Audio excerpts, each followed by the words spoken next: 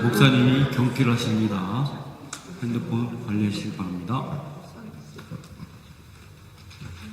기도드립니다. 내가 달려갈 길과 주 예수께 받은 사명, 곧 하나님의 은혜의 복음을 증언하는 일을 마치려 하면은 나의 생명조차 조금도 귀한 것으로 여기지 아니하노라. 예수님의 제자들이 느끼고 행했던 것처럼 그리스도를 전파하는 것에 게으르지 않게 은혜 베풀어 주옵소서. 예수님 이름으로 기도드립니다. 아멘. 찬송가 505장 찬양합니다.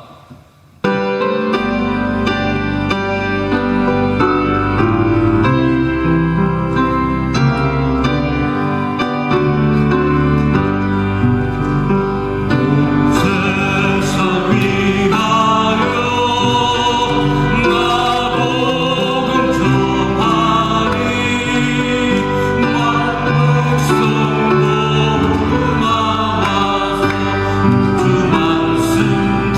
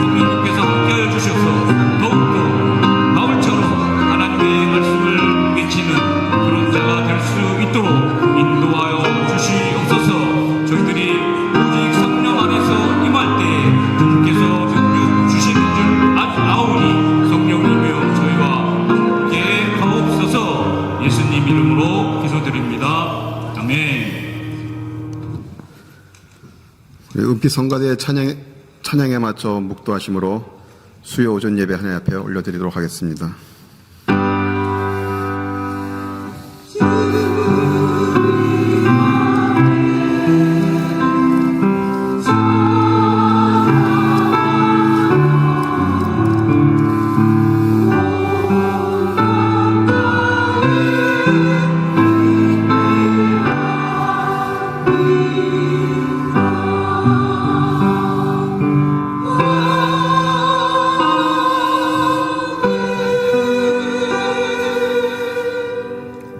하나님의 말씀이 점점 왕성하여 예루살렘에 있는 제자의 수가 더 심히 많아지고 허다한 제사장의 무리도 이 도에 복종하니라. 아멘. 사랑과 은혜가 충만하신 하나님 아버지 감사드립니다. 이 세상으로 보냄을 받은 저희들이 아버지의 사도로서 거룩한 제사장으로서의 사명을 능히 잘 감당할 수 있도록 날마다 성령 충만 말씀 충만으로 함께 해주시고 이 모든 일을 능히 행할 때 오직 하나님 영광 받아주시며 우리 교회가, 우리의 믿음의 공동체가, 우리의 믿음의 각 가정들이 주님의 말씀으로 든든히 세워져 나가고 주변에 있는 많은 심령들 주님 앞에 인도하는 일에 귀하게 사용될 수 있도록 주의 역사해 주시고 함께하여 주시옵소서. 오늘 드려지는 이 예배를 기뻐 받아주시고 오늘도 아버지의 일에 깊으신 뜻을 깨닫는 은혜 충만한 시간이 되어서 주님과 늘 동고동행하며 하나님께 모든 영광 올려드리는 복된 삶을 살아갈 수 있도록 주님 인도하여 주시옵소서. 감사드리며 예수 그리스도의 이름으로 기도드리옵나이다. 아멘. 우리 다시 찬송가 320장 찬양하시겠습니다.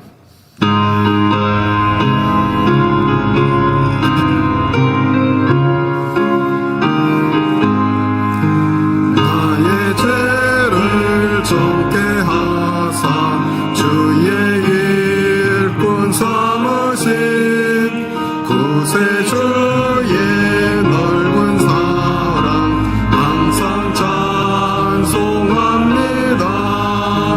나를 일꾼 삼으신 주 크신 능력 주시고 언제든지 주 뜻대로 사용하여 주소서. 내게 부어주시려고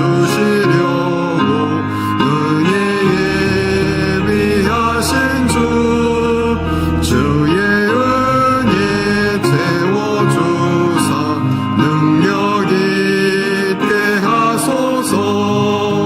나를 일꾼 삼으신 주 크신 능력 주시고 언제든지 주 뜻대로 사용하여 주소서. 죄의 짐을 풀어주신 주의 능력 크도다. 나를 피로 사신 예수 내 맘속에 오소서. 나를 일꾼 삼으신 주 크신 능력 주시고 언제든지 주 뜻대로 사용하여 주소서. 주여 내게 성령으로 충만하게 채우사 생명수가 강물처럼 흐르게 하옵소서. 나를 일꾼 삼으신 주 크신 능력 주시고 언제든지 주 뜻대로 사용하여 주소서.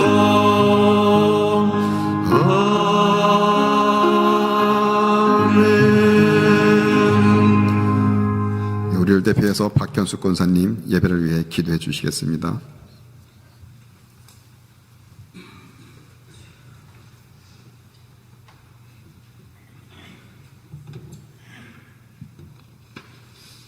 같이 기도드리시겠습니다.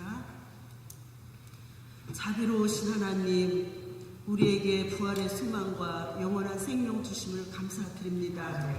하나님께서는 독생자 아들을 십자가에 못 박기까지 저희들을 사랑하셨사온데 우리의 삶은 여전히 세상에 대한 근심과 걱정, 연약함 속에 머물 때가 많았음을 고백합니다. 부활의 능력으로 우리를 새롭게 하여 주시고 십자가의 보혈로 우리의 허물을 덮어 주옵소서. 온 세계 열방을 위해서 기도드립니다. 분쟁과 전쟁으로 고통받는 모든 나라가 하늘의 평화가 임하기를 기도합니다. 갈등과 대립이 멈추고 서로를 향한 적대감이 용서와 대화로 바뀌게 하여 주시옵소서. 무고한 생명이 희생되지 않도록 지도자들의 마음을 움직여 주시고 진정한 평화의 길을 찾게 하여 주시옵소서. 하나님께서 귀히 쓰시는 우리 신현신 담임 목사님을 위해 기도합니다. 주님께서 가라 명하셨으니 주님이 책임져 주실 줄 믿습니다. 모든 것이 노력한 필리핀 에버그린 교회 위에 주님의 성령의 역사가 불같이 임하셔서 그곳에 있는 모든 성도들의 믿음이 굳게 세워지게 하시고 우리 목사님을 통해 하시고자 하시는 주님의 뜻을 이루어 주시옵소서. 우리 강립교회 역사를 새롭게 써내려가실 주님을 기대합니다. 청빙의 모든 과정이 사람의 뜻이 아닌 하나님의 주관 아래 있게 하여 주시옵소서. 우리 청빙의원들에게 하늘의 지혜와 분별력을 더하시고 온 성도가 한 마음으로 기도하게 하옵소서. 특별히 서의원 목사님을 위해서 기도합니다. 담임 목사님이 안 계신 동안 중책을 맡겨주신 주님, 성령과 은혜로 또 주님 주시는 영권으로 잘 감당하실 수 있도록 가족 모두에게도 더 크신 사랑으로 함께 하셔서 목회하시는데 조금 더 거리낌이 없도록 큰 힘과 능력 허락하여 주시옵소서. 강신호 목사님과 이근양 목사님에게도 동일한 은혜로 함께하여 주시옵소서. 환우들을 위해서 기도합니다. 부활하신 주님의 생명력이 그들의 삶을 회복시켜 다시 일어설 수 있는 새 힘과 소망을 주시옵소서. 말씀을 듣습니다. 단에 세우신 우리 강신호 목사님 말씀을 전하실 때 지혜와 능력으로 함께하여 주시고 또 우리 은빛 찬양을 기뻐 받아 주시옵소서. 우리의 영원하신 소망이자 생명 되시는 예수님의 이름으로 기도합니다. 아멘.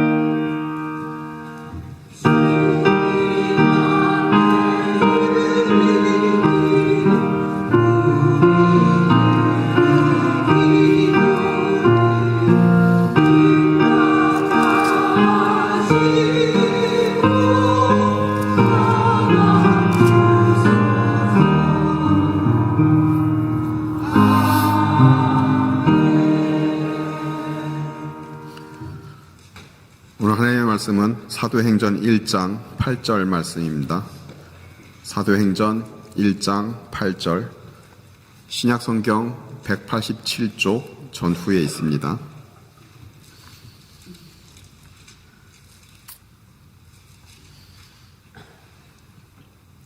사도행전 1장 8절 말씀 다 찾으셨으면 우리 한 목소리로 하나님의 말씀 같이 합독하도록 하겠습니다. 오직 성령이 너희에게 임하시면 너희가 권능을 받고 예루살렘과 온 유대와 사마리아와 땅 끝까지 이르러 내 증인이 되리라 하시니라. 아멘. 은빛 찬양대의 찬양으로 하나님께 영광 돌려드리겠습니다.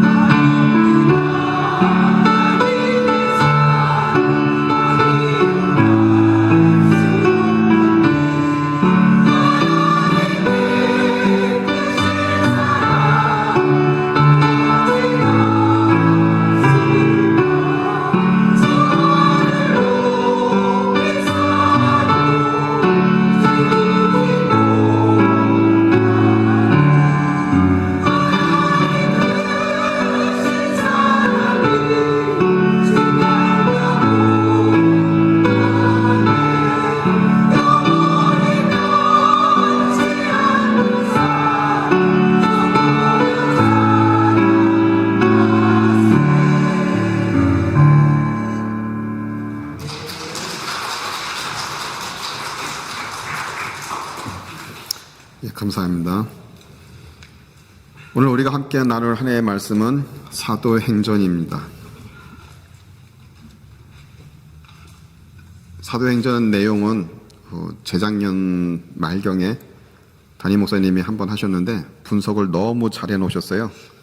그래서 그 분석한 사도행전에 대한 그런 내용들은 이렇게 좀 잘 이렇게 파악을 할 그런 내용들은 담임 목사님이 하신 그 내용을 잘 참조하시고 오늘은 성경을 중심으로 한번 사도행전에 대해서 살펴보도록 하겠습니다. 사도행전은 크게 세 부분으로 나눠서 말씀을 볼 수가 있습니다. 첫 번째는 1장부터 7장까지 교회의 탄생과 확립, 8장부터 12장까지는 교회의 확산, 그리고 13장부터 28장까지는 교회의 확장이라고 이렇게 구분을 지을 수가 있습니다. 이 구분은 우리가 오늘 읽은 본문의 말씀과도 연관이 있습니다. 오직 너희에게 성령이 임하시면 너희가 권능을 받고 그 다음에 예루살렘과 온 유대와 사마리아와 그리고 땅 끝까지 이르러 내 증인이 되리라. 즉 교회의 탄생과 확립은 예루살렘을 중심으로 하는 전도에 대해서 주로 말씀을 나누고 있고, 교회의 확산은 온 유대와 사마리아에 이르는 그 전 지역에 대해서 전도를 하는 여러 가지 모습에 대해서 말씀하고 있고, 13장부터 28장은 땅 끝까지 이르는 로마까지 이르는 복음의 확장이 어떻게 되고 있는지에 대해서 그렇게 사도행전을 나눠볼 수 있다라고 말씀을 드릴 수가 있겠습니다. 그래서 1장부터 7장에서의 초점은 바로 예루살렘에서의 복음 증거이고, 8장부터 12장의 초점은 온 유대와 사마리아에서의 복음 증거, 그리고 13장부터 28장까지에서는 땅 끝까지의 복음 증거에 초점을 두고 있고, 그래서 강조하는 내용들은 당연히 다르겠죠. 1장부터 7장에서 강조하는 내용은 유대인들에게 주로 복음을 전하는데, 이때 많이 사용된 사람이 바로 사도 베드로이고, 그리고 8장부터 12장에서 주로 많이 강조되는 사람들은 바로 이 사마리아인들에 대해서, 유대인들하고 좀 이렇게 유대인들이 척을 쥐고 있는, 좀 이렇게 이방인처럼 여기고 있지만 핏줄로 보면 자기들과 같은 동료인데도 그렇게 혼혈이 되어 있다고 사마리아인들을 신약에 와서는 따로 배척을 했습니다. 그리고 그들을 향해서 빌립 집사를 하나님이 사용하시는 것을 볼 수 있고, 그리고 마지막으로 땅끝까지 이르는 교회의 확장에 대해서는 바로 하나님이 사도 바울을 통해서 이방인들에게 복음을 증거하는 모습을 우리에게 말씀을 해주시고 있습니다. 그래서 배경이 되는 장소는 1장부터 10장에서는 예루살렘, 그리고 8장부터 12장에서는 유대와 사마리아, 13장부터 28장에서는 땅 끝까지 이르는 전 지역이라고 말씀드릴 수가 있겠고, 이 배경이 되는 기간은 1장부터 7장은 약 3년이라고 그렇게 학자들이 보고 있습니다. 그리고 8장부터 10장의 배경은 약 14년의 경과가 저 안에 들어가 있고, 마지막도 역시 14년간이라고 그렇게 학자들은 하고 있는데, 확정은 아니고 앞에다가 약이라는 걸 붙여야 됩니다. 대략 저 정도 시간이 걸렸겠다. 왜냐하면 저 당시 사람들이 몇 년, 몇 월, 며칠 내가 뭐 했다, 우리가 요즘 일기를 쓰듯이 그런 식으로 문서를 남기지 않고 그냥 자기의 행적들에 대해서만 쭉 쓰고 있기 때문에 거기에 나와 있는 배경적인 모습과 역사적인 사실들을 비교를 해서 대조를 해서 학자들이 저렇게 연도를 뽑아 놓은 것이니까 참조하시면 되겠습니다. 그래서 이제 1장부터 7장 교회의 탄생과 확립에 대해서 우리가 함께 살펴볼 것인데, 첫 번째는 1장에서는 예수님은 제자들에게 선교의 사명을 주시면서 그걸 지상 대명령이라고 그러죠. 그리고 하늘로 올라가십니다. 물론 사복음서에서도 예수님이 하늘로 올라가시는 곳으로 끝내는 성경이 있습니다. 어딜까요?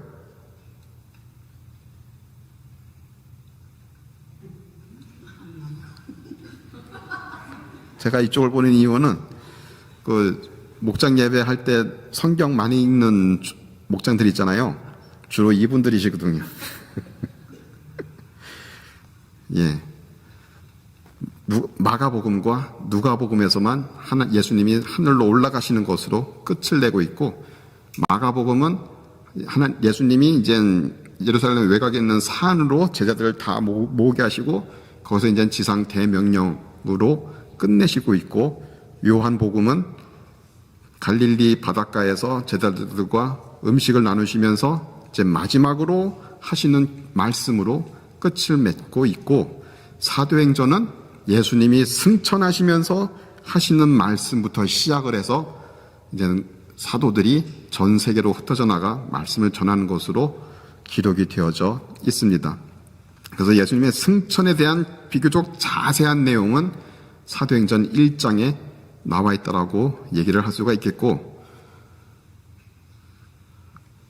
그래서 제자들이 하늘로 올라가신 예수님의 모습을 그렇게 넋을 놓고 쳐다보고 있으니까 어떤 일이 발생해요? 하나님도 답답하셨는지 천사를 보내셔서 그들을 깨우치십니다. 왜 하늘만 쳐다보고 있느냐? 너희가 본 그 모습 그대로 다시 이 땅에 오실 것이다. 그리고 너희는 예수님이 하신 말씀대로 들어가서 기도에 전념하라. 그러고 나서 이제 그들이 예루살렘 성으로 들어와서 그때부터 이제 기도를 합니다. 예수님이 이 땅에 사신 날수가 1장에도 보면 나와 있죠. 며칠이나 계셨다고요? 40일을 함께 하셨다라고 분명히 말씀하고 있습니다. 예수님은 초실절날 부활을 하셨습니다. 그리고 40일이 지나서 승천하셨고 오순절 때 성령님이 내려오셨죠. 그래서 초실절부터 오순절까지 걸리는 시간이 며칠이요? 40일이요? 50일이 됩니다. 즉 초실절부터 오순절 그 기간을 구약 절기에서는 77절이라고 그래가지고 자기들이 농사를 해서 거둬들인 곡식을 하나님 앞에 갖다 바치는 제사를 드리는 그 절기가 77절입니다. 왜 그렇게 49일 동안 기간을 넓혀놨을까요? 사람들이 각 지역마다 땅의 토질에 따라서 환경에 따라서 씨앗을 심는 시기가 똑같아요? 똑같지 않아요? 예?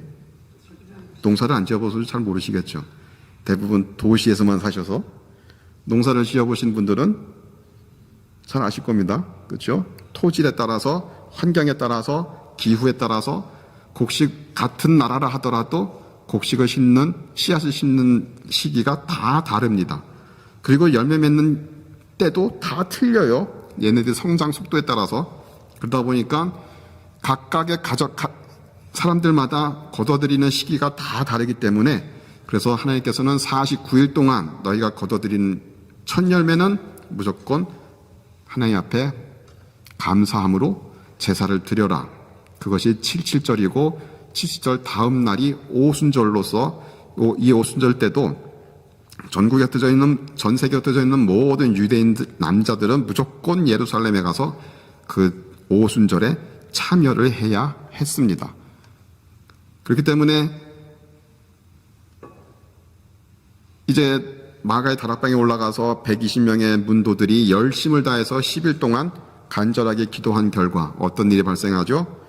2장에서 오순절날 이제 성령님이 내려오십니다. 어떤 모습으로 내려오세요? 급하고 강한 바람 같은 소리가 있어 불에 혀처럼 갈라지는 것들이, 그렇죠? 시각, 청각 모든 것을 동원한 모습으로 성령님이 각 사람의 머리에 임하는 것을 이들이 보게 되고 그때부터 무슨 말을 해요? 성령이 말하게 하심을 따라 다른 언어들로 말하기를 시작하니라. 즉 방언기 성부 성자 성령의 이름으로 세례를 받고 회개하고 세례를 받고 어떻게 하라고요? 구원을 받으라고 그렇게 권면을 합니다. 그 권면을 받고 마음에 찔린 모든 사람들이 그때 예수님을 맞이하고 어떻게 해요? 세례를 받고 교회가 이제 시작되게 하는데 그때 돌아온 사람이 몇 명이라고요? 3천 명이 돌아와서 120명이었던 교회가 갑자기 3천 명으로 늘어나는 부흥의 역사가 일어나게 되는 것입니다. 무엇 때문에? 하나님의 말씀의 능력으로 그런 은혜가, 역사가 일어나게 된 것이에요. 그래서 교회가 부흥하는 것은 곧 하나님의 말씀의 은혜로, 말씀의 능력으로 이루어질 때 온전한 교회 부흥이 이루어지게 된다는 사실을 바로 우리들에게 가르쳐 주시고 있는 것이고, 그 일은 전적으로 성령님이 행하시는 사역임을 우리는 알 수가 있습니다. 그래서 이제 많은 사람들이 모여서 교회가 시작되는데 어떤 모습으로 모였을까요?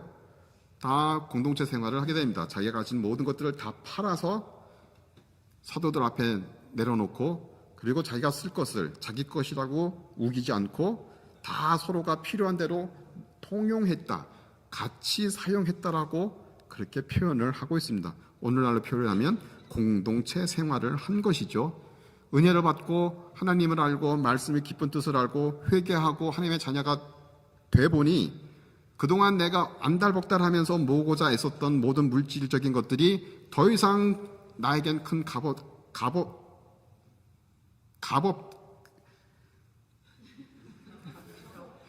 감 나가는 물건이 아니게 되었다는 사실을 바로 우리들에게 알려주시고 있는 것입니다. 내가 물질 욕심이 많다. 무엇으로 끊어낼 수 있어요? 성령 충만함으로 내 마음이 완전히 변하게 되었을 때 물질에 대한 욕심들도 하나님이 내려놓게 하시는 것이고, 필요한 사람이 있으면은 누구든지 사용하라고 과감하게 줄 수가 있는 것이에요. 그것이 진정 내 것이 더 이상 내 것이 아닌 모든 것이 하나님의 것이라고 우리가 행위로서도 선포하는 모습인 것입니다.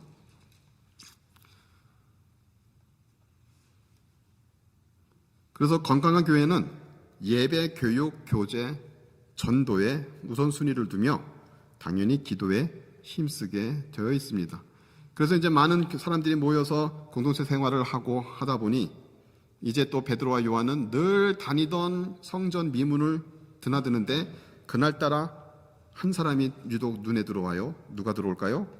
미문에 앉아 돈을 구걸하던 사람을 주목하게 됩니다. 그리고 나서 얘기하죠. 나를 보라. 은과 금은 내게 없지만 내게 있는 것 곧 주 예수 그리스도의 이름으로 내게 명하노니 일어나 걸으라 하고 그 손 잡고 일으켰을 때 어떻게 됐어요? 안진뱅이가 일어나 뛰면서 하나님을 찬양했다라고 얘기를 하고 있습니다. 그 모습을 본 모든 사람들이 어떻게 돼요? 우와, 어떻게 이런 일이 발생할 수 있을까? 그러자 또 베드로가 거기서 또 설교를 쭉 합니다. 무엇으로 됐다고요? 우리의 힘으로 된 것이 아닌 너희들이 잡아 죽인 예수 그리스도의 능력으로 저 사람이 일어나 걸을 수 있게 되었다. 그러니 너희도 회개하고 세례를 받고 예수님 앞으로 돌아오라고 그렇게 권면하자 거기서도 많은 사람들이 회개하고 돌아와 교회는 더 급속도로 부흥을 하게 됩니다. 근데 이 모습을 누가 시기했어요? 종교 지도자들이 그들을 베드로와 요한을 공회로 이제 붙잡아 오게 되는 것이죠. 그들은 왜 그럴까요? 자기들이 작당 모의를 해서 죽였던 예수 그리스도의 이름을 들먹이면서 예수 그리스도께서 하셨던 모든 일들을 똑같이 하는 그것을 좌시할 수 없어서 곧 자기들의 치부가 드러나는 것을 두려워해서 그들에게 그 도를 전하지 못하게 그렇게 얘기를 하자 베드로가 당당하게 얘기하죠. 나는 그럴 수 없다. 천하 모든 것 중에 구원받을 만한 이름은 예수 그리스도 외에는 주신 적이 없는데 우리가 이것을 어찌 전하지 않겠느냐. 그러자 이제 매를 때려서 내보냅니다. 왜 그랬어? 그들이 이제 이 사람들도 죽이려고 했을 때 그 공회원 중에 한 명이 이제 이전에 있었던 일들을 들먹이면서 예전에도 내가 그리스도라고 하면서 많은 사람이 나타났지만 그 사람이 죽고 시간이 흐르자 그 세가 점점 줄어드는 것을 봤다. 혹여 아니야? 저 사람들도 그들과 똑같은 부류일지 또는 이것이 정말 하나님의 일이라면 우리가 그것을 방해하는 것조차 하나님의 일을 방해하는 것이 되니까 그냥 풀어주고 그냥 보기만 하자. 그들의 새가 어떻게 되는지 그것을 보고 우리가 판단하자. 그 말을 모든 사람들이 옳게 여겨서 이제 매질을 하고 그들을 내보내게 되는 것이죠. 이처럼 종교주의는, 즉 종교의 형식에 얽매이고 종교적인 외향적인 것에만 치중하는 이런 종교주의는 우리가 철저히 배격을 해야 하는 것입니다. 그 속에는 은혜가 없고 그 속에는 말씀이 없고 그 속에는 생명이 없기 때문이죠. 그러나 놀라운 사실은 교회 중에서 약 60% 이상 정도 되는 성도들이 이 종교주의에 빠진 사람들이 많이 있다는 사실입니다. 자기가 지금까지 드려왔던 예배의 그 모습에만 취해서 마치 그 예배에 참석해야만 내 마음이 평안이 오는 것 같고 나를 위해서 누군가 뜨겁게 기도를 해줘야만 내 문제가 해결되는 것 같은, 그냥 그렇게 내 감각적인 것에만 만족을 시켜주는, 그냥 문지방만 들락날락 하면서 자기의 욕심만 채우려고 하는 그런 종교주의적인 신앙인들. 우리는 내 모습을, 또 내 가족의 신앙의 모습을 살펴보면서 그런 종교주의는 철저히 배격을 해야 한다는 것입니다. 왜요? 이 종교주의가 나중에는 은혜를 충만히 받은 사람들을 보면 오히려 시기가 나고 오히려 질투가 나서 그것을 핍박하고 그런 사람들을 교회에서 내쫓는 일들이 종종 일어나기 때문이에요. 그래서 하나님의 교회 내에서 벌어지는 모든 하나님의 일은 우리 모두는 오히려 기도하며 그것이 더욱더 활성화되고 더욱더 많은 사람들에게 유익으로 끼쳐서 교회가, 믿음의 공동체가 더 부흥하고 확장되는 일에 우리는 함께 동역을 해야 하는 것입니다. 이처럼 하나님의 능력으로 발생하는 치유는 어느 개인의 경건과 능력에서 오는 것이 아니라 무엇에서 온다고요? 예수 그리스도의 권능에서 온다는 사실을. 그래서 누구를 통해 어디 가야만 뭐가 치료받아, 어디 가야만 기도 응답을 잘 받아, 어디로 가야만 뭐가 좀 되는 것 같아, 그렇게 생각하는 모든 것들 결국에는 하나님의 능력이 아닌 그 장소, 사람, 지역, 내 스스로가 국한시켜 놓은 그런 새로운 우상으로 내 마음이 쏠리는 것이기 때문에 우리는 그런 신앙의 모습에서 이제는 돌아와 모든 것을 가능케 하시고 모든 것을 행하실 수 있는 예수 그리스도의 권능 앞에 우리는 철저히 무릎 꿇고 나아가야 할 줄로 믿습니다. 그래서 이제 5장에서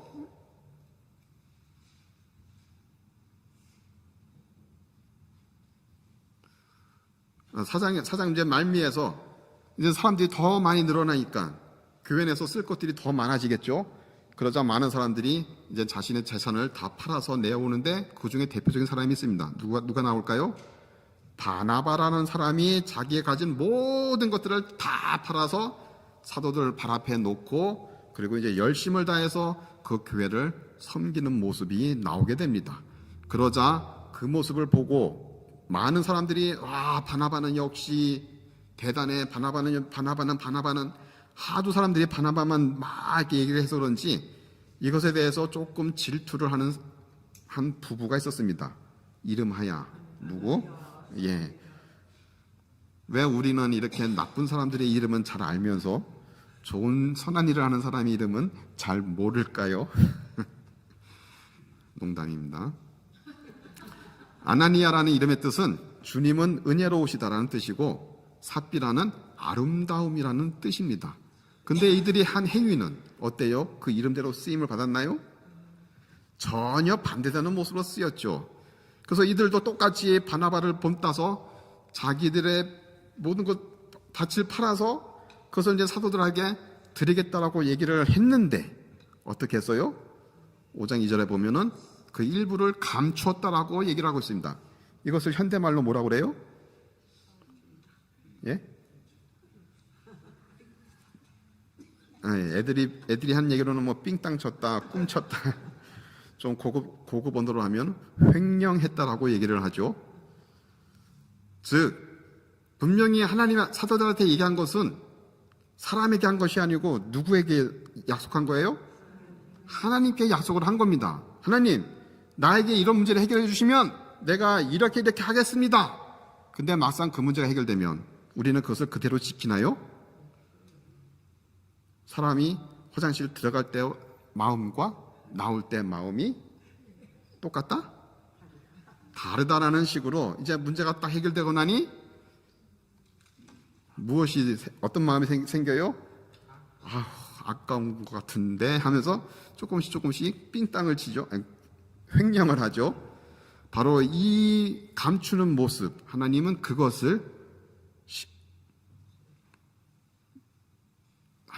성령을 속인 죄로 인정을 하셔서 그들의 목숨을 취하신 것입니다. 결코 모든 것을 바쳐야만 하나님이 기뻐 받으시고 일부만 바치는 헌물은 하나님이 받지 않으시는 그런 식으로 왜곡을 하는 것이 아니고, 내가 이렇게 하겠습니다라고 했으면 그것을 다 하는 것이 마땅한 서원의 모습인데, 그 서원을 제대로 지키지 않음으로 인해서 아나니아와 삽비라는 죽임을 당하게 되는 그런 모습이 나타나는 것을 볼 수가 있습니다. 이처럼 하나님 앞에서 신실함이 사람들 앞에 인정보다 더 중요하다는 것을 바로 우리들에게 가르쳐 주시고 있는 것이에요. 그래서 많은 사람들이 내 이름을 많이 알아주고 나를 막 칭송해 주는 것을 좋아하는 사람들, 빨리 그 마음을 버리고 사람들에게 인정받기보다 누구한테 먼저 인정을 받아야 돼요? 하나님께 인정을 받는, 하나님 앞에서 신실하고 정직하고 열심 있는 모습으로 서는 그것이 더 중요하다는 것을 바로 이 바나바와 아나니아와 삽비라의 부부를 이 모습을 통해서 우리들에게 가르쳐 주시고 있는 것입니다. 그리고 이제 5장 12절부터 42절 말씀을 통해서는 이제 사도들을 또 이게 또 잡아들입니다. 그때 누가 잡혀가요? 누가 잡혀가나요? 바울과 실라는 저기 빌립보인 것 같은데.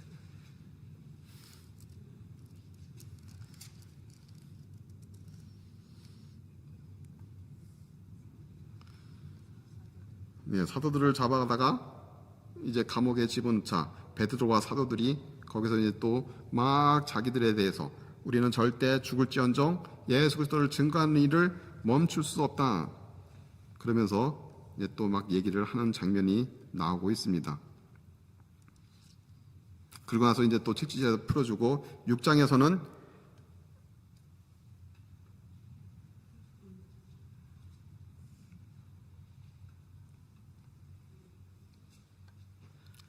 이제 교회가 커지다 보니까 교회가 조그맣을 때는 별 문제가 없어요. 문제가 생겨도 문제 같지 않아 보이죠. 근데 교회가 커졌는데 발생하는 문제들은 어때요? 왠지 커 보이고 감당하지 못할 정도로 아주 거대해 보입니다. 그래서 6장 1절부터 시작해서 이제 이 교회에도 문제가 발생하기 시작했어요. 어떤 문제가 발생하나요? 구제를 하는데 구제의 대상인 헬라파, 그러니까 헬라인에서 예수님을 믿고 교회로 들어온 사람과 유대인 중에서 예수님 믿고 교회로 들어온 두 부류의 사람들이 있었는데, 헬라파 과부들이 이제 자기들을 교회로 인도한 사람들한테 이제 하소연을 한 모양입니다. 교회가 우리 과부들에게 구제를 해준다고 하는데, 그런데 우리가 와보면 우리가 먹을 것은 없고 이미 히브리 과부들이 다 먹어치우든가 남겨놨는데 우리가 충분히 먹지 못할 정도로 잼밖에 안 남겨놨어. 이거 인간 차별하는 거 아니야? 인종 차별하는 거 아니야? 이제 막 그런 식으로 얘기를 했는지 이것으로 인해서 교회가 분란이 일어나기 시작했습니다. 그러자 이제 사도들이 회의를 하죠. 우리가 이 많은 사람들을 일일이 다 관리하면서 기도하고 말씀 전하고 나가서 전도하는 이 일을 하기가 상당히 힘들다. 우리 이제 좀 조직적으로 일을 분담해보자. 우리 사도들은 기도와 말씀 전하는 것에 전념하고 이런 교회의 행정적인 것, 구제하고 전도하고 하는 이런 일들은 우리가 새로운 일꾼들을 뽑아서 그들로 하여금 그 일을 하도록 우리가 맡기자. 그러면서 교회 최초로 직분이라는 게 분리가 되기 시작했습니다. 사도들이 모든 것을 다 하던 것을 7명의 집사를 세워서 그들에게 이제 그 일을 맡기게 되었죠. 그래서 오히려 교회에서 발생하는 이런 문제점들은 교회를 분란시키기 위한, 교회를 찢어놓기 위한 일이라기보다는 오히려 그 교회를 더 결속시키고 성도들의 믿음을 더 단단하게 하기 위한 일종의 하나님의 테스트라고 보시면 될 것입니다. 그래서 그런 일이 발생했을 때마다 어떻게 막 이렇게 동동거리면서 그냥 막 마음만 붕 뜨지 마시고 기도하며 이 문제를 어떻게 해결할 것인가 성령님께 아뢰면 성령님이 하나님의 기쁘신 뜻을 아시기 때문에 분명히 우리들에게 알려주셔서 이 문제를 어떻게 하는 것이 지혜롭게 해결이 되어지고 모든 사람들이 마음이 다 풀어지고 오히려 교회가 더 믿음 위에 굳건히 세워져 나가는지 알게 해주신다는 사실이죠. 그래서 교회가 문제 있을 때마다 뭐부터 해야 돼요? 문제를 발생한 사람이 누구야 그러면서 막 눈을 부라리면 찾아다니는 게 아니고 그 소식을 들은 사람들은 오히려 앉아서 또는 함께 모여서 그 문제를 놓고 간절히 기도를 할 때 성령님이 그 모든 일들을 해결하도록 우리들을 사용하신다는 사실을 꼭 잊지 마시기 바랍니다. 그러면서 일꾼들을 뽑았는데 기준이 있습니다. 어떤 기준이 있어요? 성령 충만, 지혜 충만, 그리고 많은 사람들에게 인정을 받는 평판이 좋아야 되는 것이죠. 그래서 미국에 있는 어느 교회는 직분자를 세울 때 그냥 교회 안에서 활동하는 또는 가정을 어떻게 잘 다스리는지 그것만 놓고 보는 것이 아니고 그 사람이 다니는 직장에까지 사람을 보내서 직장 내에서 이 사람이 어떤 평판을 받고 있는지 속속들이 조사를 한답니다. 왜요? 교회 안에서 이렇게 하는 모습과 사회 속에서 이렇게 하는 모습이 달라요? 똑같지 않아요? 예? 예, 집중을 잘하고 계시네요. 맞습니다. 분명히 다들은 아니지만 대부분은 다릅니다. 그렇죠? 그렇기 때문에 교회 안에서 하는 행동만 가지고는 도저히 저 사람이 어떤 사람인지 우리가 정확히 알 수 없으니까 저 사람의 직장에서 어떤 평판을 듣는지 알아야 우리가 더 저 사람에 대한 객관적인 인품을 모든 것을 알 수가 있다. 그리고 나서 그 모든 것들을 종합적으로 점수를 매겨 이젠 직분을 세운다는 그런 얘기를 들은 적이 있습니다. 이처럼 하나님의 일꾼은 물론 성령 충만으로 믿음도 좋아야 되고 지혜 충만으로 말씀의 능력도 탁월해야 하지만 무엇보다도 그 주변에 있는 사람들이 그를 어떻게 인정하고 그가 어떤 사람인지를 어떻게 인식하고 있는지 그것도 역시 중요하다는 사실을 우리에게 말씀해 주시고 있는 것입니다. 그리고 7장에서 그 7명의 집사 중에 한 명이 처음으로 순교자가 발생하게 됩니다. 그가 누가요? 바로 스데반 집사라는 사람인데 저 스데반이라는 이름의 뜻은 왕관이라는 뜻입니다. 그 왕관은 자기가 열심을 다해서 일을 한 결과로 얻게 된 영광의 왕관, 면류관이라는 뜻을 가지고 있어요. 이처럼 스데반은 그의 이름에 맞게 담대하게 예수 그리스도를 전하다가 결국에는 돌에 맞아 죽는데 여기에서 그가 창세기부터 시작해서 선지서에 이르는 모든 성경의 내용을 요약을 해서 쭉 설명을 하고 예수 그리스도를 전했는데 거기에서 돌에 맞아 죽죠. 돌에 맞아 죽을 때 하늘에서는 어떤 일이 발생했나요? 하늘을 보니 인자가 하나님 우편에서 벌떡 일어선 장면을 목도하고 봐라 인자가 하나님 우편에서 일어나셨다는 소식을 듣자 오히려 그들이 더 분개해서 열심을 다해 돌을 던져 이제 그를 죽이게 하는 순교를 당하는 모습이 나오는 것을 볼 수가 있습니다. 이것은 무엇을 상징할까요? 바로 순교는 예수님이 우리를 직접 인도하실 정도로 하나님이 가장 귀하게 여기시는 가장 큰 그런 사역의 마지막임을 우리들에게 말씀하고 있는 것이에요. 이것이 왜 중요하냐? 요한계시록 20장에 보면은 첫 번째 부활에 참여하는 사람들이 있습니다. 예수님이 공중재림하실 때 그때 부활하는 첫 번째 부활에 참여하는 사람들은 예수님과 1000년 동안 이 세상을 다스리는 그런 은혜를 받게 되는데 그때 부활에 참여하는 사람에 대해서 묘사하는 장면 내용이 있습니다. 뭐라고 표현할까요? 예.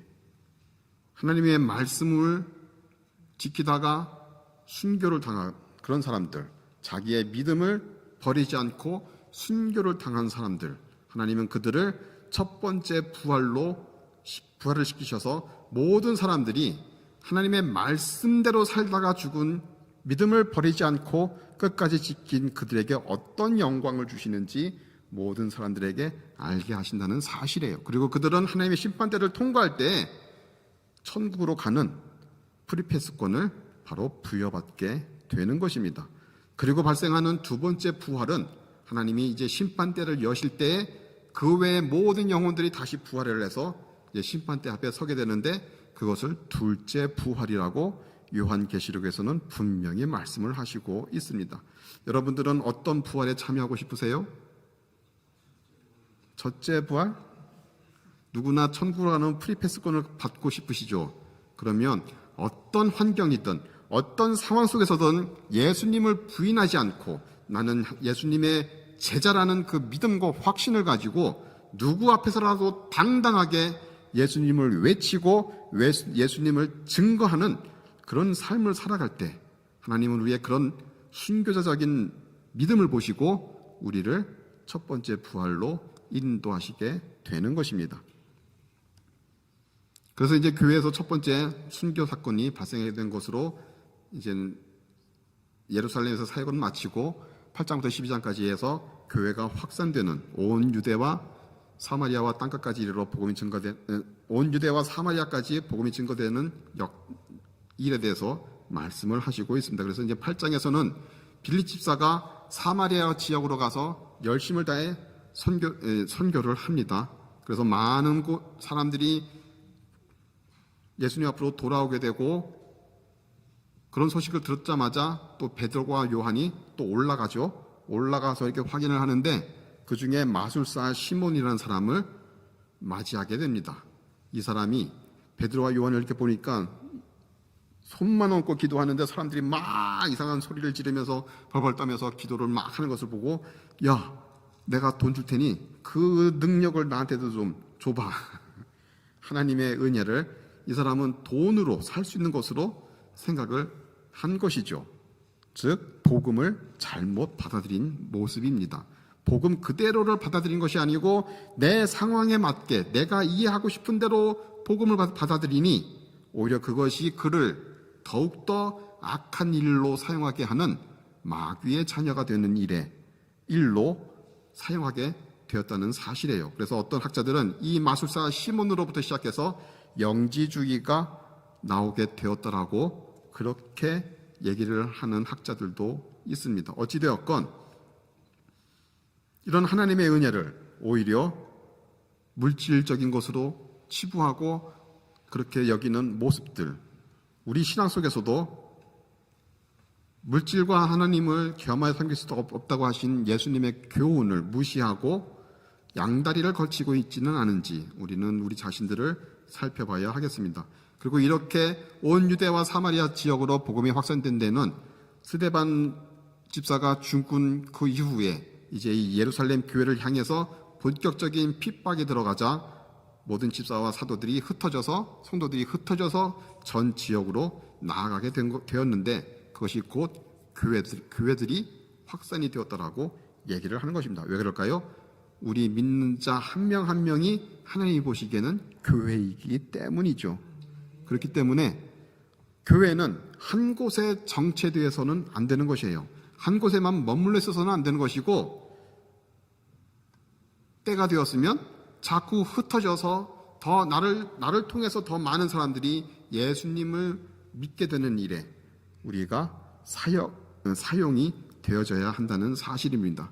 그래서 이런 교회를 향한 박해나 핍박은 복음 전파를 막지 못하고 오히려 그것을 촉진시키는 촉매제의 역할을 한다는 사실을 우리는 기억을 해야 하겠습니다.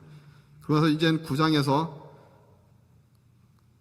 8장 말미에 보면은 7장에서 그 스데반이 죽을 때 모든 사람들이 겉옷을 누구한테 벗어났어요?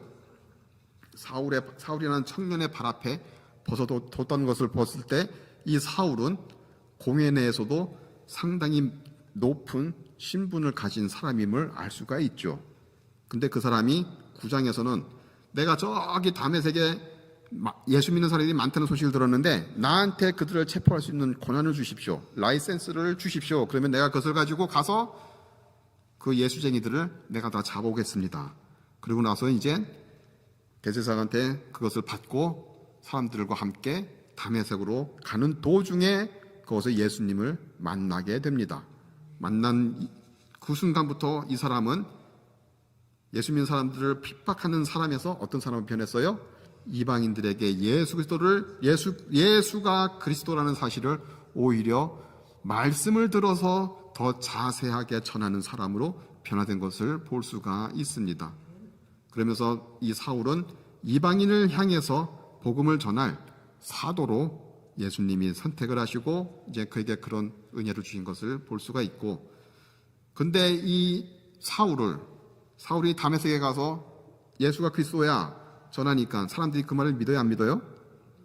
당연히 못 믿죠. 이 사람이 한 전적이 있는데. 그때 누가 나타나요? 또 바나바라는 사람이 또 나타나서 아니야, 이 사람은 확실히 변화되었어. 이 사람은 정말 예수님을 만난 이후로 그 이전의 삶을 버리고 예수님을 증거하는 사람이 되었어 라고 하면서 이 바나바가 사울을 이제 또 계속 챙겨서 어디까지 가요? 안디옥 교회까지 둘이 같이 가서 사역하는 모습을 우리는 볼 수가 있습니다. 그리고 나서 이제 10장에서 이제 이방인 복음에 대한 전도에 대한 편견을 버리는 베드로의 모습이 나오는데, 베드로는 어떤 사람입니까? 예수님의 수제자이고 당시 예루살렘 교회의 수장 역할을 하던 사람이었습니다. 한 번 설교할 때마다 3,000명, 5,000명이 회개하고 돌아오던 하나님이 능력을 행하던 사람이었는데, 근데 이 사람 생각에는 어떤 생각이 계속 있었어요? 복음은 누구를 위한 것이다? 우리 유대인만 위한 것인 줄 알았더니, 와, 내가 고넬료를 만나보니, 그 집에 가서 보니 하나님의 영이 이방인들에게도 임한 것을 봤다. 즉 복음은 우리들뿐만 아니고 전 세계 모든 사람들을 위해서 전해져야 될 진정한 복음이고, 그것을 위해서 예수께서 돌아가셨다는 사실을 그는 확신을 하게 되는 것이죠. 그러면서 그렇기 때문에 이처럼 편견이라는 것은 오히려 복음 전파에 방해가 되기 때문에 내가 알고 있는 예수, 내가 인식하고 있는 하나님 말씀, 그것에만 빠지는 편견에 사로잡혀 있는 우리들이 그런 것에 빠져 있다면 오히려 성령을 회방하는 일에 더 열심을 낼 수 있는 사람으로 변할 수 있음을 우리는 꼭 기억을 해야 하겠습니다. 그리고 이제 11장, 12장에서는 베드로가 예루살렘 방문하고 와서 이제 투옥이 되지만 이제 천사가 풀어주는 장면이 나오고, 이제 12장 말미에서는 헤롯이 하나님의 영광을 취하다가 벌레에게 먹혀 죽는 그런 모습이 나오는 것을 볼 수가 있습니다. 이처럼 종종 불가능한 상황은 하나님의 능력을 체험하는 기회가 된다는 사실을 또 우리들에게 말씀을 해주시고 있고, 이제 13장부터 28장에서는 교회의 확장에 대해서 말씀을 하시고 있습니다. 그래서 13장부터 14장에서는 1차 전도 여행, 약 1년간 지금의 튀르키예 지역을, 소아시아 지역을 돌아다니면서 말씀 증거하는 사역이 나오고 있고, 그러면서 이제 15장에서 예루살렘 교회사에서 첫 번째 공의회라고 그러죠. 공개적인 회의가 벌어지게 됩니다. 왜 그랬을까요? 그때 유대주의자들이 얘기를 하는 것이죠. 할례를 받아야만 구원을 받는 것이지 믿음으로만은 안 되는 거야. 그것 때문에 각 지역 교회 내에서 성도들 간에 분란이 생기자 이제 이것을 예루살렘 공의회에서 결의를 하게 됩니다. 할례를 안 받더라도 믿음으로 구원을 받는다. 그리고 무엇을 먹지 마라? 제사 음식과 목매어 죽인 것과 피째 있는 것은 먹지 말아야 된다라고 이제 그렇게 결의를 하고, 이제 또 16장 18장에서는 2차 전도 여행을 떠나게 되는데, 16장에서 바울과 바나바가 다투는 장면이 나오고, 그로 인해서 오히려 복음이 더 전 세계를 향하여 힘있게 확산되는 모습이 나오게 되죠. 그리고 이 2차 전도 여행을 통해서는 소아시아에만 머물러 있던 복음의 역사가 어디까지 진출해요?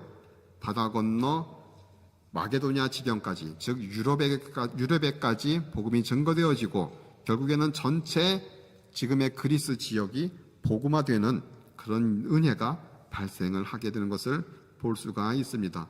그리고 이제 19장, 21장에서는 이제 바울이 또 2차 선교 여행을 마치고 바로 또 3차 전도 여행을 떠나게 되는데, 그때는 이제 소아시아 지역을 통과를 해서 이제 다시 자기가 세웠던 유럽의 교회들을 쭉 돌아보고 이제 예루살렘으로 들어가게 되는 것으로 마치고 있습니다.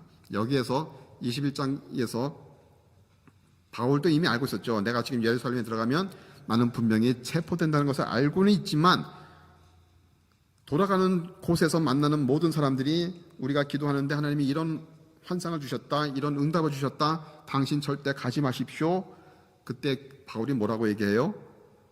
나도 알고 있다. 그러나 내가 달려갈 길을 마치면은 내 목숨을 예수 그리스도보다 귀하게 여기지 않기 때문에, 이것은 내가 응당 주님을 위해서 해야 될 일이기 때문에 나는 예루살렘에 가서 그들에게 잡혀야 돼. 그 다음에 일은 하나님이 또 하실 거야 라고 믿음으로 들어가는 것을 볼 수가 있습니다. 그리고 나서 이제 22장부터 28장에서 세 번에 걸친 재판을 거치는데, 마지막 재판에서 사도 바울이 뭐라고 얘기를 해요? 나는 이것을 황제에게 상소한다.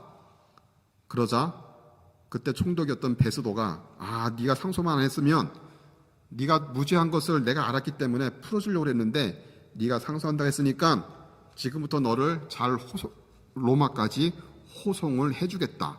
그러면서 그를 로마로 이제 보내는 장면이 나옵니다. 근데 로마로 갈 때 순탄하게 갔나요? 순탄치가 않죠. 그 길도 하나님의 뜻대로, 하나님의 계획대로 순종하며 나아가는 그 길도 결코 순탄치가 않은 모습을 우리에게 보여주고 있습니다.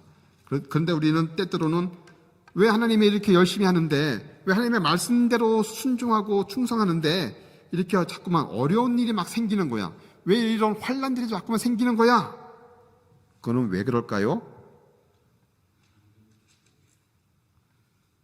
그 속에는 하나님이 나를 통해서 분명히 역사하고자 하시는, 또 구원하고자 원하시는 지역들이 있고 영혼들이 있기 때문에 그 일을 위해서 하나님이 그렇게 사용하시는다는 사실을 우리에게 가르쳐 주시고 있습니다. 왜 그럴까요? 그렇게 말씀드릴 수 있는 이유는 폭풍우를 만났을 때, 만나기 전에 분명히 사도 바울이 얘기하죠. 내가 기도 중에 응답받았는데 큰 폭풍우가 온대. 지금 나가지 마. 근데 사람들은 자기들의 경험에 의해서 지금 가야 돼. 그래서 갔습니다. 근데 정말 폭풍우를 만났죠. 엄청나게 해도 보이지 않을 정도로 몇 날 며칠을 거기서 고생을, 아주 그냥 죽도록 고생을 하게 됩니다. 근데 고생할 때 또 바울이 뭐라고 얘기해요? 내가 기도했는데 여기 있는 모든 사람들 생명은 누구도 하나님이 해하는 사람이 없다라고 말씀하셨어. 그러니 힘들더라도 이거 조금씩 좀 눈치 좀 먹어봐. 오히려 사람들에게 희망을 주게 되고, 결국에는 그 배가 파선을 해서 멜리데라는 지금의 몰타라는 나라가 있는 그 섬에 잠깐 표류를 하게 됩니다. 근데 그 일이 오히려 멜리데에 있는 모든 사람들을 구원하시기 위해서 하나님이 이를 그렇게 몰아가셨다는 사실을 우리는 결과를 통해서 알 수가 있는 것이죠. 그래서 모든 멜리데 사람들이, 추장부터 시작해서 모든 종족이 예수님을 믿게 되자, 또 바울은 거기서 이제 배를 다시 타고 로마로 들어가서 거기서 이제 새 집을 얻어 이태 동안, 2년 동안 거기서 머물면서 많은 사람들을 만나고, 그때 복음을 전하고, 많은 유대인들에게 복음을 전하고, 그때 이제 로마 교회가 세워지게 되었고, 그때 이제 옥중서신이라고 하는 에베소서, 빌립보서, 골로새서, 빌레몬서가 기록이 되어졌다라고 그렇게 얘기를 하고 있습니다. 그리고 사도행전은 여기에서 끝을 맺고 있죠. 결말이 없습니다. 왜 그럴까요? 성령님을 통한 선교의 역사는, 전도의 역사는 주님이 오시는 그날까지 끝임이 없이 계속적으로 이어지기 때문에 그 일에 대해서만큼은 결말 없이 중간에 끝내고 있는 것을 볼 수가 있습니다. 우리가 이 사도행전을 통해서 기억해야 될 것을 두 가지로 압축을 해봤습니다. 첫 번째는 교회의 본질 회복을 위해서 힘써야 한다는 사실입니다. 교회의 본질은 무엇일까요? 복음 전도에 대한 지속적인 헌신이 있어야 하는 것이에요. 우리가 전교인 전도 주일이 있을 때 그 주간에만 전도하고 나머지는 놀고 먹고 하는 것이 아니라 때를 얻든지 못 얻든지 나가서 우리는 무엇을 해야 돼요? 예수님을 전해야 하는 사명이 있다는 사실이고, 말씀 배우는 일에 전적으로 헌신해야 하는 것입니다. 교회에서 말씀 공부하는 시간이 있을 때마다, 성경 공부 시간이 있을 때마다 나는 이런 일 때문에 뭐 바빠, 어째, 내가 들어보니 시시해, 뭐해, 그냥 유튜브 보면서 나 혼자 공부하는 게 나아, 그러면서 오히려 공동체 안에 제대로 녹아지지 않는 모습들, 결국에는 교회의 본질이 흐려지는 그런 모습이라는 것을 우리에게 말씀하고 있는 것이고, 세 번째는 예배에 헌신해야 한다는 사실입니다. 공예배뿐만 아니고 6일 동안 내가 있는 집에서 또는 내가 다니는 직장 속에서 참된 예배자의 모습을, 예배자의 본질을 잃어버리지 않는 삶을 살아가는 것, 그것이 진정한 나의 모든 생애를 하나님의 예배자로 드리는 그런 모습으로 산다는 사실을 꼭 기억하시고, 네 번째는 성도의 사랑의 교제에 헌신을 해야 하는 것입니다. 자꾸만 세대가 갈수록 모이기를 힘쓰지 않고 있는데, 그러나 모든 성도들은 교회 안에서건 교회 밖에서건 교회의 이름으로, 예수 그리스도의 이름으로 모이는 일에 적극적으로 나서고 참여해야 한다는 사실이에요. 그 모임을 통해서 무엇을 얻을 수 있어요? 어디 가면 뭐가 싸대, 이런 정보를 얻는 게 아니고, 어떤 학원 강사가 유명하대, 어딜 갔더니 우리 애 성적이 팍팍 올랐대, 이런 정보를 나누는 게 아니고, 내가 이렇게 기도했더니 하나님이 이렇게 응답해 주셨어, 내가 이런 어려움이 있었는데 이것을 내가 이렇게 말씀을 보고 나갔더니 하나님이 이렇게 인도해 주셨어, 얼마나 감사해. 그래서 서로 하나님이 내게 베풀어 주신 은혜와 사랑을 나누면서 그 속에서 내 믿음이 더 키우고 더 많은 기도의 동역자를 세워나가는 것, 믿음의 동역자를 세워나가는 것, 이것이 진정한 성도의 사랑의 교제라는 사실입니다. 이 일에 모든 성도님들은 힘을 내서 시간을 쪼개서라도 모이는 일에 헌신을 해야 한다는 사실이에요. 그리고 다섯 번째는 기도하는 일에 헌신해야 한다는 사실입니다. 이 네 가지를 온전히 이루기 위해서는 뭐가 필요해요? 기도 외에는 이런 이유가 나갈 수 없다고 말씀하신 예수 그리스도의 그 교훈의 말씀을 우리는 깊이 묵상하고 마음에 새겨야 하는 것입니다. 그리고 두 번째로는 사람을 세우기 위해 격려해야 한다는 사실이에요. 그 위대한 사도 바울이 나오기까지는 누가 있었기 때문이에요? 바나바라는 격려의 아들이라고 그런 이름을 뜻을 가진 바나바가 끝까지 그를 포기하지 않고 붙잡고 함께 했기 때문에 그는 위대한 사도가 될 수 있었던 것이죠. 또 사도 바울조차도 포기했던 마가라 하는 요한을 바나바는 끝까지 포기하지 않고 붙들고 격려하고 권면하고 같이 데리고 다니면서 열심을 다해 사역을 했더니 이 사람이 어떤 사람이 되었어요? 1차 선교 여행 때는 중간에 포기하고 돌아온 포기자였던 그 사람이 마가복음을 기록하고 끝까지 사도 바울이 죽을 때까지 그와 함께 복음을 전하는 일에 최선을 다하는 사람으로 변화된 것을 우리는 알 수가 있습니다. 그래서 믿음의 공동체는 이런 서로를 세워주는 격려의 모습이 자꾸 나타나야 되는 거지. 쟤는 요래. 저거 그런 험담의 말들은 우리의 입 밖으로는 절대 내지 말아야 한다는 사실이에요. 이렇게 되기 위해서는 격려자는 다른 사람의 필요를 채우는 일에 관대해야 하는 것입니다. 내 것이 필요한 사람이 있으면 몇 월 며칠 몇 시까지 갚어, 탈부이자야, 그러면서 주는 것이 아니고 필요해 그냥 써, 하나님이 주시는 거야. 그러면서 좀 이렇게 베풀 수 있는, 좀 이렇게 배포가 큰 그런 믿음의 사람들이 되어야 한다는 사실이에요. 그 두 번째는 격려자는 상대방을 있는 그대로 받아들여야 한다는 것입니다.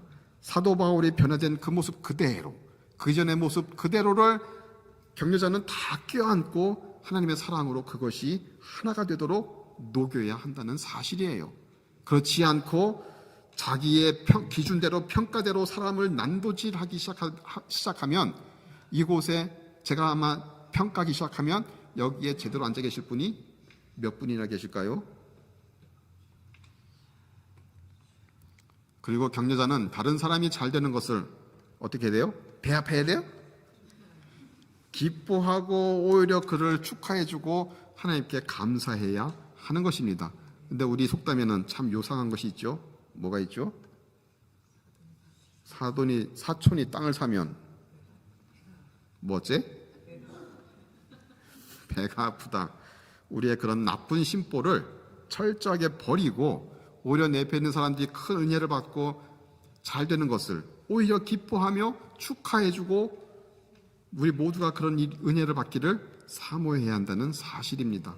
바로 이런 모습으로 사도행전을 통해서 또 우리 각자에게 주시는 귀한 은혜의 말씀들을 잘 기억하시며 언제 어디서나 하나님과 함께하는 복된 삶을 살아가는 우리 모두가 되시기를 주님의 이름으로 축원드립니다. 시간이 없으니까 기도로 예배를 마치도록 하겠습니다.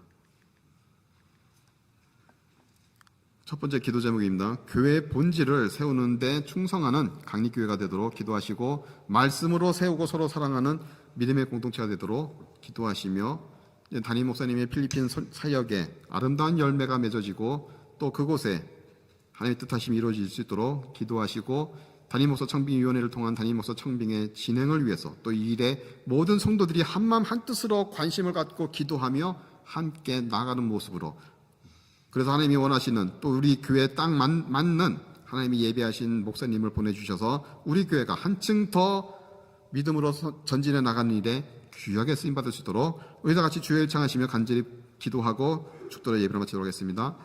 주여! 사랑과 충만하신 아버지 감사드립니다. 언제나 저와 함께 하시고 귀한 말씀의 능력으로 이를 붙잡아 주기 있다 하심에 감사드립니다. 주여 교회의 본질을 세우는 데 충성하는 우리 관계가 되도록 붙잡아 주시고 말씀으로 서로가 서로를 세우고 사랑하는 믿음의 공동체가 될 수 있도록 주의 역사에 주시고 함께하여 주시옵소서. 아버지 담임 목사님이 이제부터 필리핀 사역을 하게 되는데 아름다운 열매로 아버지께 건돌려드리고 아버지 뜻하신 바를 온전히 이루어질 수 있도록 주여 함께 하시고 인도하여 주시옵소서. 돕는 자들을 붙여주시고 아버지 또한 그곳에서 일을 했을 때 여기까지 강건의 복으로 함께 해주심으로 힘들지 않고 아버지 뜻하신 문제에 다 일어나가도록 주여 역사해 주시고 인도하여 주시옵소서. 그러나 담임 목사 선비위를 통해서 아버지께서 예배하신 담임 목사님이 아버지 우리 교회에 오실 수 있도록 주여 인도하여 주시옵소서. 청빙위원들에게 지하의 명철과 또한 모든 것을 분별하시는 분별의 은혜를 더해 주셔서 주님 이 모든 일을 행할 때 아버지의 뜻하신 대로 성령의 크심에 순종하는 모습으로 나아갈 수 있도록 주여 역사해 주시고 함께하여 주시옵소서. 또한 우리 모두도 이 일을 위해서 한마음 같아서 기도하며 하나님의 뜻하심을 구할 수 있도록 주여 역사해 주시고 주님 영광 받아 주시옵소서. 언제나 함께 하시니 감사드리며 예수 그리스도의 이름으로 기도드리옵나이다. 아멘. 지금은 우리를 죄악 가운데서 구원해 주신 우리 주 예수 그리스도의 무한하신 사랑하심과 성부 하나님의 극진하신 은혜와 성령 하나님의 내주 교통역사 충만인도 교통하심이 하나님의 뜻하신 대로 전도의 사명에 순종하며 살아가기로 작정하는 우리 강립교에 속한 모든 권속들과 이 재단과 이 나라와 이 민족 위에 지금부터 영원토록 함께 하시기를 간절히 축원하옵나이다. 아멘.